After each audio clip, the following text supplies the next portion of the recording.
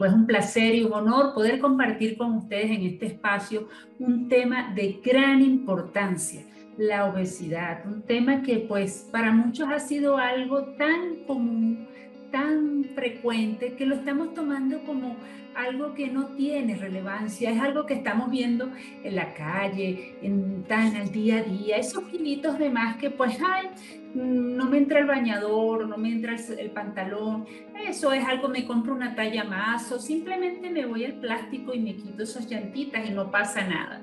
Esto no es un simple problema de estética, esto va mucho más allá y hoy quiero conversarles con todos ustedes de esta gran pandemia, una pandemia silenciosa que si bien es cierto está muy presente a nivel global, poco se ha hablado de ella.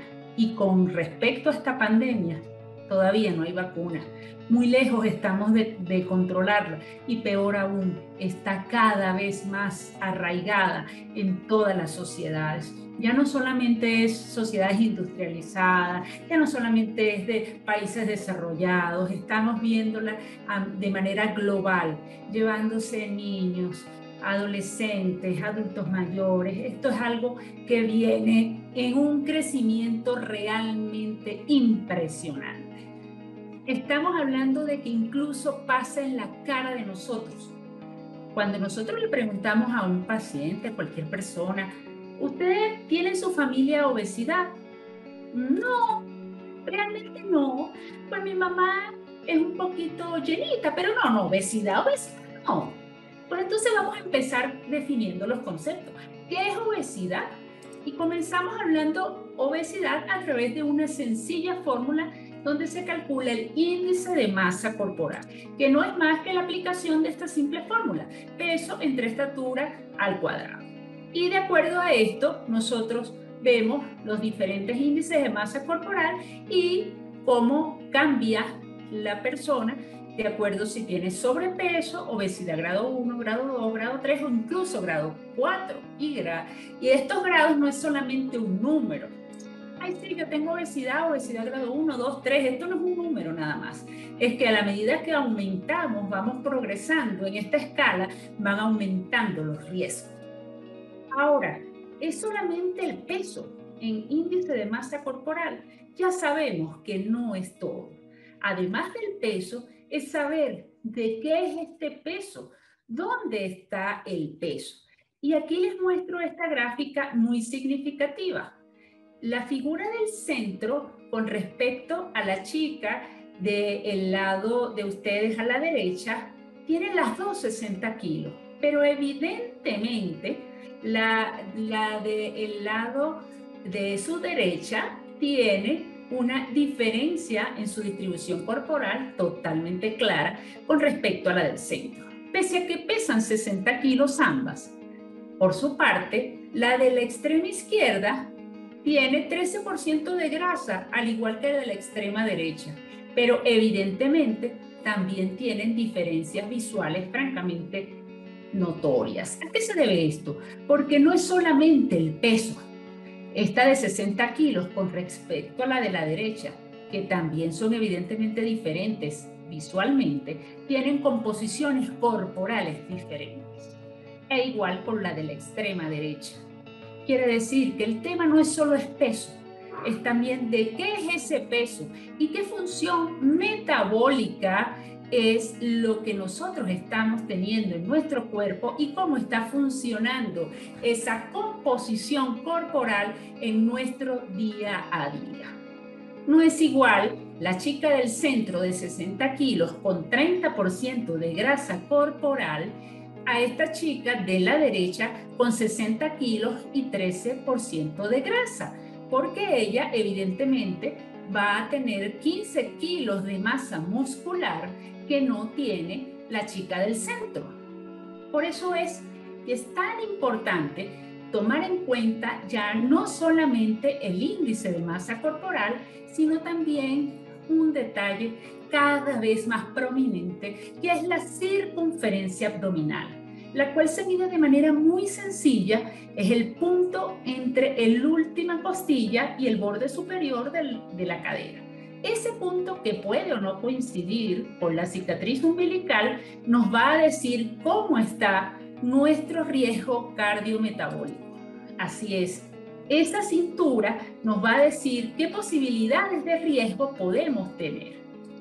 Y para los latinos, esta es nuestra medición. Si un hombre latino tiene más de 94 centímetros de abdomen o una mujer más de 88 centímetros, pues simplemente está en un momento de riesgo cardiometabólico. Es decir, no solamente es el porcentaje de grasa, sino también dónde está esa grasa, ya que no toda la grasa es igual. Por eso es tan importante, primero, saber si estamos obesos o no. Segundo, ¿de qué es ese peso? ¿Dónde está ese peso?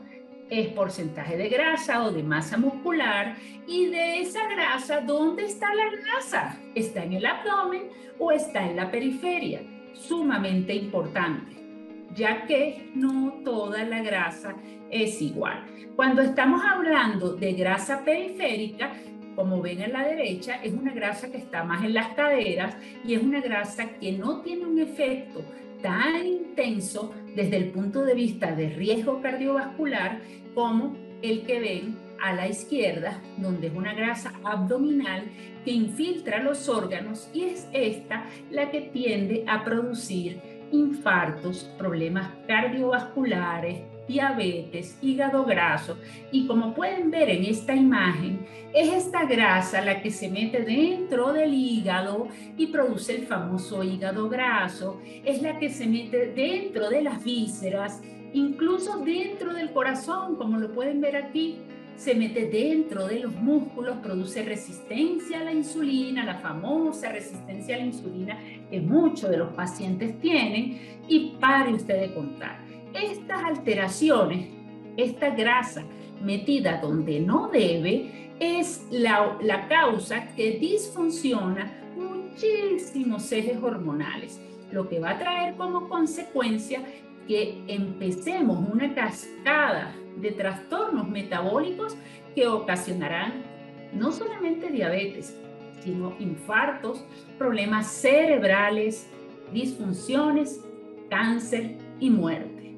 El camino hacia la muerte e incluso cavar la tumba con los dientes. ¿Y cómo sucede esto? Pues es muy simple. No toda la grasa es igual. De acuerdo a dónde y cómo esté nuestra grasa, nosotros tendremos diferentes respuestas. De acuerdo a la grasa y donde esté, y sobre el estado donde nosotros nos encontremos, si comemos demasiado, si somos sedentarios, si comemos mucha grasa, muchas harinas, va a pasar dos cosas con ese tejido adiposo, con esta grasa. O la grasa se crece o la grasa se multiplica. Es decir, o hay otros tejidos de grasa que forman más grasita, o la grasa que ya está se engorda, se infla. Si la grasa se infla, se busca más ubicar hacia la parte central y es donde aumenta el riesgo cardiovascular. Cuando se multiplican unas grasitas sobre otra, es producida hiperplasia, se tiende a ubicar más en la parte periférica, en la parte subcutánea. Y este individuo, aunque tiene grasa y no es nada estética ni nada linda, tiene menor riesgo cardiovascular. ¿Qué pasa en este caso? Que este es el individuo que se ve una llantita, que se ve una revolvera, que se ve un poquito de grasa y va y se saca esta grasa hiperplástica con el cirujano plástico. ¿Y qué va a pasar? Que su cuerpo va a recuperarla, pero en hipertrofia. Empeora el proceso de inflamación vascular, lo que trae como consecuencia que esa grasa hipertrófica, es decir, gorda, que creció, va a producir mucho estrés oxidativo, montones de sustancias inflamatorias que ustedes pueden ver aquí en flechitas y en colores, que no voy a ahondar en esto para que no pasemos al lenguaje médico, que pues no nos queremos enrollar aquí, al lenguaje endocrinológico, que es bien complejo, pero que les puedo traducir en lenguaje sencillo sustancias que produce nuestro cuerpo, que inflaman nuestras arterias, que inflaman nuestro corazón y todas las células de nuestro cuerpo, lo cual va a ocasionar inflamación de las células del páncreas, del hígado, del cerebro, de las arterias, del corazón, de los riñones,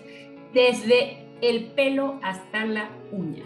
No hay órgano que no esté bajo el influjo de todos estos sistemas de estrés oxidativo producido por el tejido graso disfuncional en estos pacientes. Esta inflamación produce alteración de la señal de la insulina, hipertensión, daño vascular, aterosclerosis, trombosis, infarto y coágulos. Entonces son pacientes que van a tener mayor riesgo de no solamente diabetes, síndrome metabólico, infarto, aterosclerosis, sino también de Alzheimer. Y este detalle es súper importante.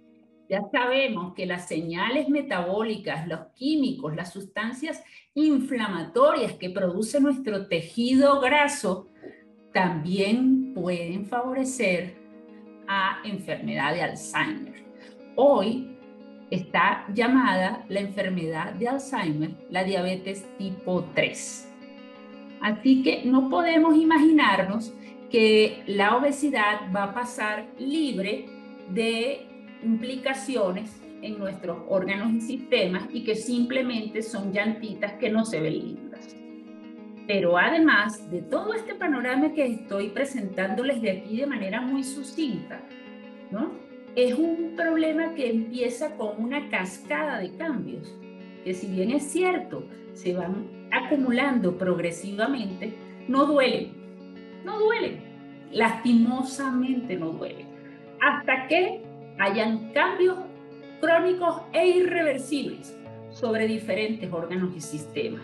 Y es por eso la importancia de que nosotros estemos aquí conversando de esto, porque nosotros somos la voz del dolor que no duele en este momento de todos los que nos están viendo, que tienen una cintura abdominal más de 88 o más de 94, que son sedentarios, que comen alimentos de alto índice glucémico, es decir, muchas harinas, muchas azúcares, muchas grasas, y que además están ahorita pensando, como dicen muchos de mis pacientes, son los kilos de la felicidad.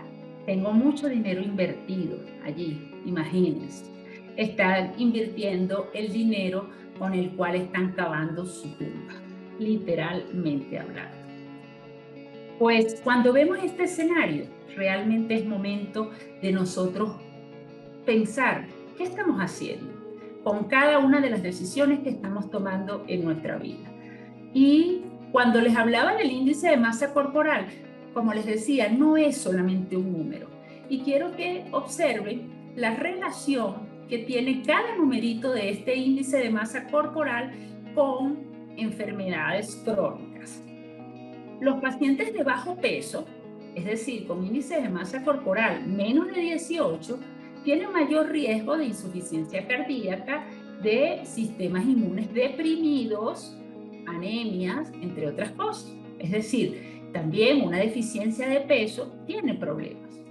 Pero los pacientes con sobrepeso, es decir, que tienen sus curvitas, no, yo no tengo obesidad, pero tú sabes, estos kilitos, estas llantitas, ya tienen mayor riesgo de hipertensión y de diabetes tipo 2. Los pacientes con obesidad tipo 1, estamos hablando que ya tienen más riesgo de hiperlipidemia, es decir, colesterol y triglicéridos altos y afección de los nervios, de las piernas, de los pies y afección de las arterias del corazón.